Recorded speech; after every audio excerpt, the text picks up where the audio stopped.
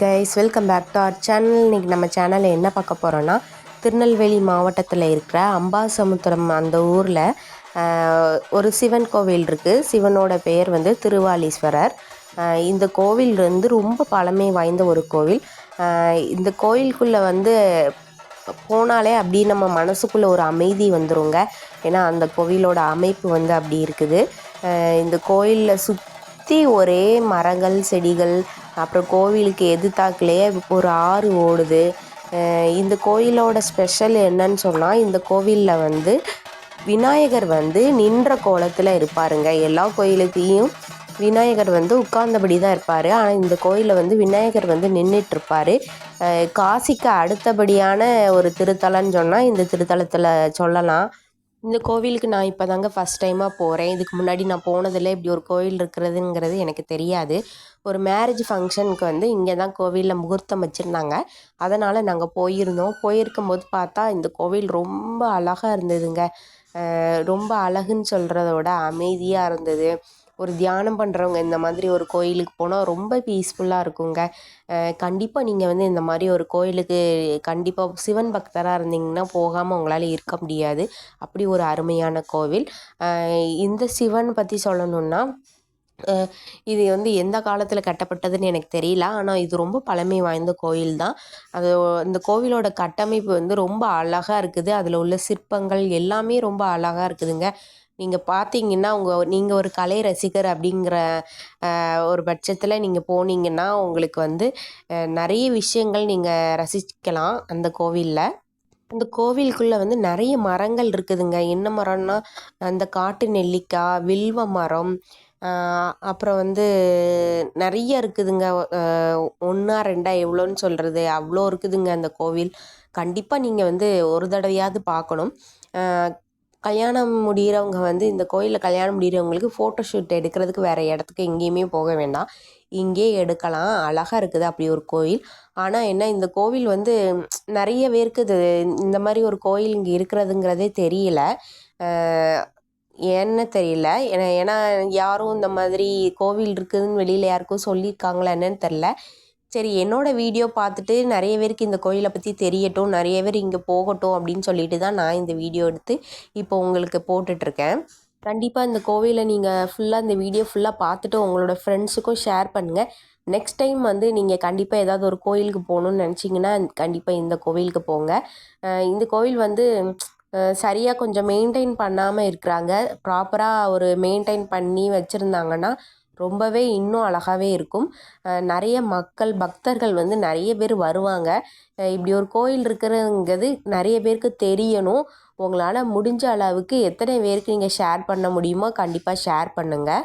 கோவிலுக்கு திருப்பணி செய்கிறவங்க யாராவது இருந்தீங்கன்னா கண்டிப்பாக இந்த மாதிரி ஒரு கோயிலுக்கு போயிட்டு இந்த கோவில் வந்து பராமரிக்கிறது, அந்த வந்து மெயின்டைன் பண்ணுறது, அந்த மாதிரி நீங்கள் ஒரு நாள் போய் செஞ்சீங்கன்னா கண்டிப்பாக உங்களுக்கு புண்ணியம் கிடைக்கும். இந்த திருவாலீஸ்வரர் அருள் உங்களுக்கு எப்போதுமே கிடைக்கும். வீடியோ ஸ்கிப் பண்ணாமல் ஃபுல்லாக பாருங்கள். பார்த்துட்டு உங்கள் ஃப்ரெண்ட்ஸ் எல்லாத்துக்கும் ஷேர் பண்ணுங்கள். சரி, ஓகே, நான் வளவலன்னு பேச விரும்பலை. கோயிலோட அழகை ரசிச்சிட்டே இருங்க. மறக்காமல் நீங்கள் நம்ம சேனலில் புதுசாக பார்க்குறதா இருந்தால் சப்ஸ்கிரைப் பண்ணிடுங்க. அப்போ தான் நான் போடுற எல்லா வீடியோவோட நோட்டிஃபிகேஷன் உங்களுக்கு வரும். நீங்கள் நிறைய வீடியோ பார்க்கலாம். ஓகேங்களா? வீடியோ பார்த்து என்ஜாய் பண்ணுங்கள். அப்புறம் இன்னொன்று என்ன சொல்லணும்னா, கோயிலுக்குள்ளே வந்து நம்ம வீடியோ எடுக்கக்கூடாது, அது தப்பு. அதனால் நாம் வந்து கோயிலை சுற்றி தான் வீடியோ எடுத்திருக்கோம். கோயிலுக்கு வெளியில் இருக்கிற சின்ன சின்ன சிலைகள் அதெல்லாம் நான் காமிச்சிருப்பேன். ஆனால் உள்ளுக்க வந்து நம்ம கேமரா யூஸ் பண்ணக்கூடாது. அதாவது கருவூலத்தில் இருக்க சாமி சிலையை வந்து நம்ம வீடியோ எடுக்கக்கூடாது. அதனால் நான் அதை எடுக்கலை. நீங்கள் வந்து நேராக போய் அந்த கோயிலில் உள்ள சிவனை தரிசனம் பண்ணிக்கோங்க. இப்போது வந்து கோயிலை சுற்றி எப்படி இருக்குது, அதோட கட்டமைப்பு எப்படி இருக்குது, அப்புறம் வந்து கோயிலுக்கு வெளியில் இயற்கை காட்சிகள் எப்படி இருக்குது அப்படிங்கிறத பார்த்து ரசிங்க.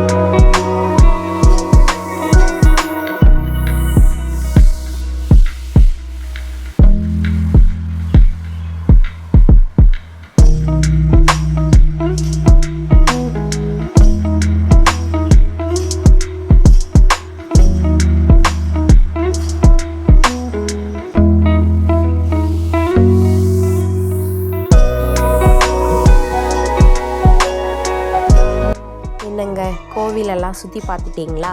உங்களுக்கு பிடிச்சிருந்ததா? அப்போ ஒரு லைக் மட்டும் பண்ணிடுறீங்களா? Okay, thank you.